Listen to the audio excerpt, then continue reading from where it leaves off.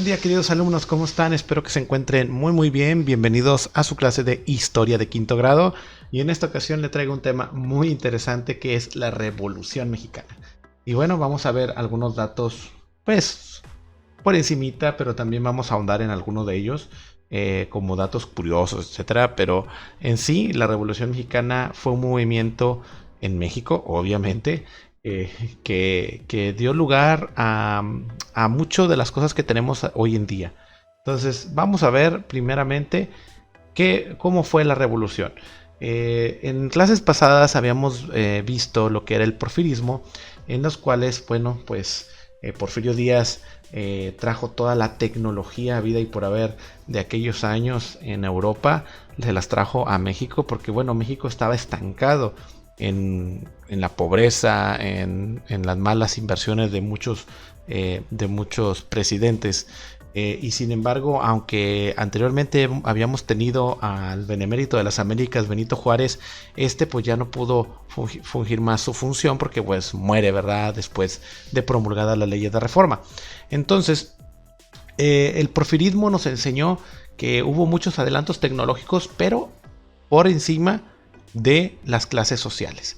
Es decir, los pobres eran más pobres, los ricos eran más ricos. Y cualquier movimiento de insurrección de campesinos o de la gente que socialmente estaba mal, socialmente y económicamente estaban por debajo de los intereses de Porfirio Díaz, pues bueno, eran reprimidos con violencia. Entonces Porfirio Díaz usó todo su poder y por medio de la fuerza pública ahora sí que evitaba marchas, protestas, etc. Entonces sí trajo muchos adelantos, pero también pues reprimía mucho a su gente.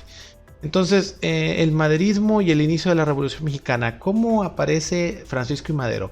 Primeramente, más o menos a finales del siglo XIX y principios del siglo XX, se formaron diferentes grupos políticos exigiendo elecciones democráticas.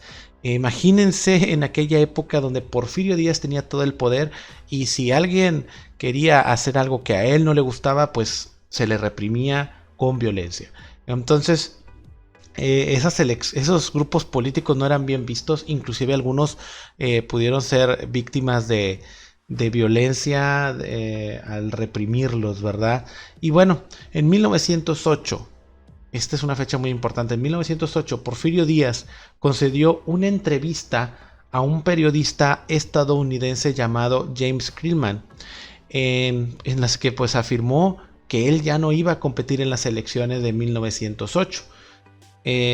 Decía que México ya estaba preparado para gobernarse a sí mismo, como si él estuviera protegiendo estos intereses de los mexicanos. Entonces, pues a finales del 1908, Francisco y Madero publicó un libro llamado La Sucesión.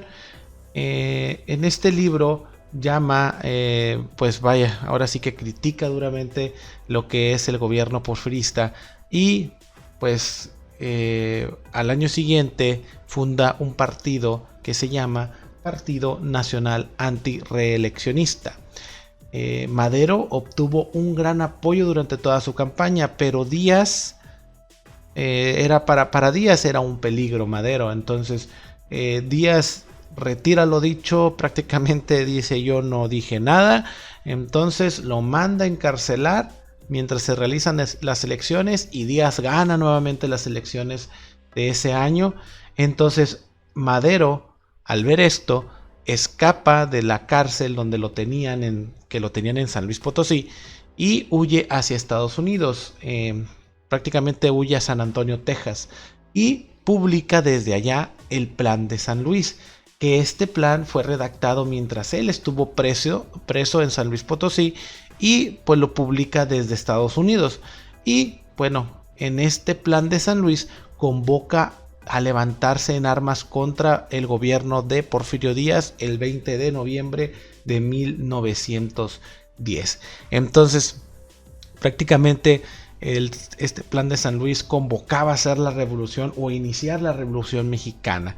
Y bueno, vamos a ver un poco más de esto. Entonces, hubo levantamientos en Chihuahua Francisco Villa y Pascual Orozco en Puebla con los hermanos Aquiles Cerdán y en Morelos con Emiliano Zapata.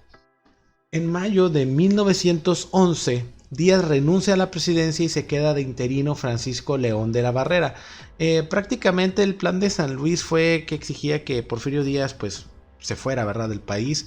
Y Díaz, en mayo de 1911, le da al Congreso de la Unión la renuncia, en el cual dice que si lo hizo de manera inconsciente y consciente, pues él no quería hacerle daño a la nación. Entonces se fue hacia Francia desterrado y partió desde el puerto de Veracruz. Entonces, al renunciar Díaz, queda Francisco León de la Barrera como presidente interino. Este presidente interino convoca elecciones y resulta ganador Madero, y como vicepresidente queda José María Pino Suárez. Para no hacérselas muy largo, los grupos que los cuales apoyaba a Madero, que era Francisco Villa, Pascual Orozco, los hermanos Aquiles Cerdán y Emiliano Zapata. Bueno, para empezar, los hermanos Aquiles Cerdán inmediatamente fueron encarcelados por Díaz, no lograron ver esto, pero lo que es Zapata, Orozco y Villa, al llegar Madero a la presidencia y al ver que este no cumplía con las expectativas o que se tardaba mucho para poder regenerar el país, pues ya no le dan más su apoyo, ¿sí? Y entonces sucede algo 2 años después de 1911, que fue en febrero de 1913, que un grupo de militares encabezados por Victoriano Huerta se rebela contra el gobierno, apoyados por un embajador de Estados Unidos que, bueno, Francisco y Madero, para no hacerse cansada, le niega algunos apoyos a este embajador.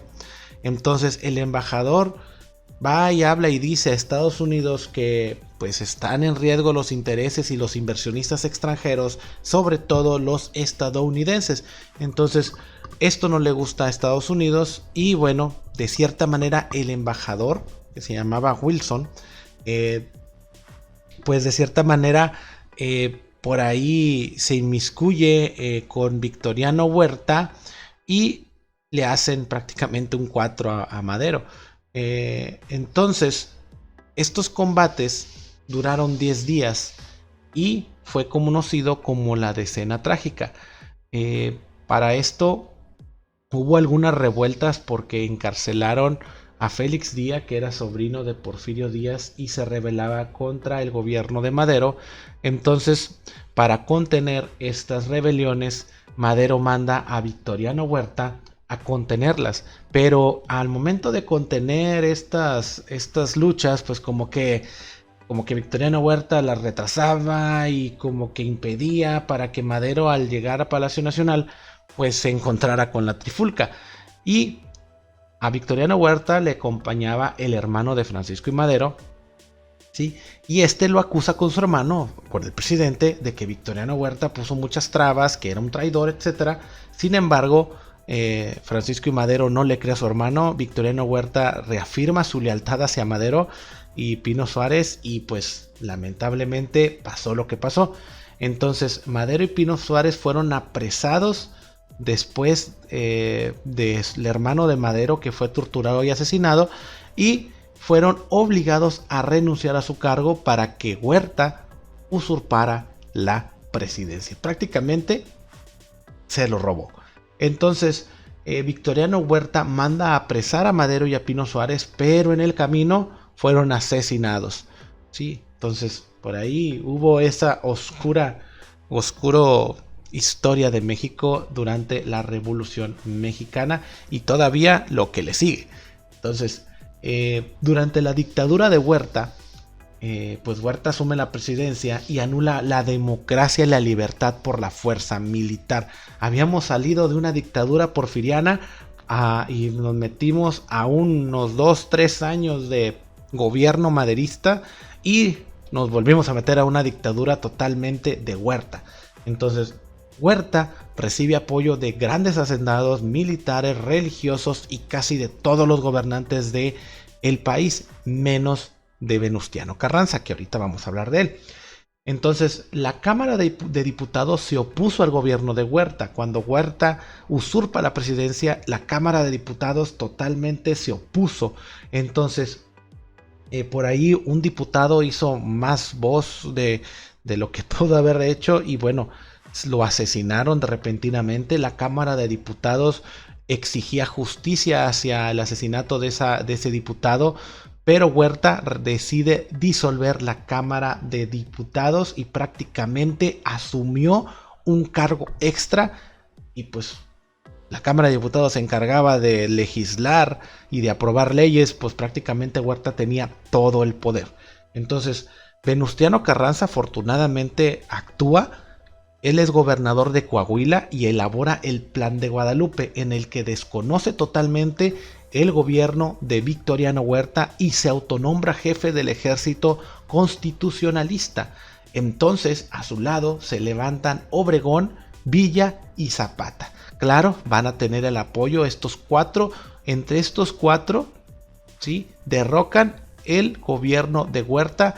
Y aparte vemos que Estados Unidos se niega a reconocer el gobierno de Huerta. Esto porque el presidente en turno, ¿sí?, no era muy amigo de Huerta. Entonces esto ocasionó que Estados Unidos enviara un pliego petitorio donde se le informara, donde se le exigía al gobierno mexicano algunos puntos. Huerta no acepta. Entonces Estados Unidos dice, pues yo no reconozco este gobierno y pues a ver, hazle como le haces, porque yo no voy a apoyar ningún movimiento armado en tu país. Entonces negó la venta de armas tanto de un bando como del otro. Pero para esto Venustiano Carranza era un coronel, era un general. Entonces pues él tenía las fuerzas militares a su favor. Entonces en 1914 Huerta deja el país. Y bueno, vamos a ver qué es lo que pasó con este movimiento armado, ¿verdad? Zapata, Villa, Carranza y Obregón. Aquí hay cuatro personajes, Zapata, Villa, Carranza y Obregón, pero realmente se dividen en dos, ¿sí? Primero, Carranza ocupa, vamos a empezar primero por el principio, Carranza ocupa de manera interina la presidencia, ¿sí? Después de que Huerta se fue, Carranza ocupa de manera interina la presidencia, pero Villa y Zapata no estuvieron de acuerdo con él porque no se identificaba con los intereses de los campesinos.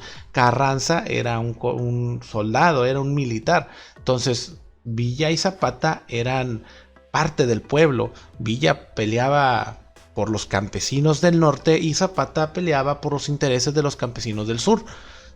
Entonces decían que Carranza no se identificaba con ellos. Entonces ellos, desde distintas partes del país, Villa desde el norte y Zapata desde el sur, se levantan en armas, ¿sí?, con grupos revolucionarios, ¿verdad?, diferentes que los seguían a ellos. Entonces siguen las peleas, siguen las disputas. Entonces ahora Villa y Zapata contra Carranza. Entonces Zapata expide el Plan de Ayala, en donde expresa la demanda de campesinos, y el movimiento villista, que representó a los campesinos del norte, elaboró la ley agraria, distribuyendo equitativamente las tierras. Entonces Carranza en 1916 convocó a un Congreso Constituyente para elaborar una nueva constitución donde se impulsaría la industria y la educación. Obregón apoyó a Carranza en todo momento y se sumó a su ejército. Es decir, ahí ya pues estaba Obregón y Carranza contra Zapata y Villa. Pero Zapata y Villa andaban muy separados, cada uno por su lado, pero Carranza y Obregón andaban bien juntitos los dos. Entonces los revolucionarios quedan divididos en dos bandos: carrancistas, villistas y zapatistas. Álvaro Obregón dirigió con mucho éxito el ejército constitucionalista. Y bueno, hasta aquí la vamos a dejar porque lo que viene después está un poquito enredado, pero espero que te haya quedado claro hasta aquí cómo están ahorita los grupos. Esto fue una manera breve de explicarte la historia. Obviamente hay mucha más información. Es muy interesante saber acerca de la Revolución Mexicana. Y bueno, como actividad me van a leer el fragmento del libro La sucesión presidencial en 1910, escrito por Francisco I. Madero, y me van a contestar estas dos sencillas preguntas. Este fragmento del libro de la sucesión presidencial de 1910 está en este recuadro rojo. Ahí solamente es este fragmento y me responden las dos preguntas que vienen aquí. Y esto está en tu página 94. En la página 98 viene otro Comprendo y Aplico, donde van a leer los fragmentos del Plan de Ayala y de la Ley Agraria. Acuérdense, el Plan de Ayala lo escribió Zapata y la Ley Agraria la escribió Villa. Entonces van a identificar los autores en los documentos y me van a contestar estas sencillas preguntas. Son 3 nada más. Entonces todo esto está en la página 99 de tu libro de historia. Bien, espero que te haya ayudado en los conceptos de la Revolución Mexicana. Aquí nos vemos la próxima semana en tu clase de historia. Hasta pronto. Suscríbete a nuestras redes sociales. En YouTube activa la campanita y en Facebook síguenos y dale like a nuestra página oficial mbeducation.mx para recibir notificaciones de nuestro nuevo contenido y videos educativos.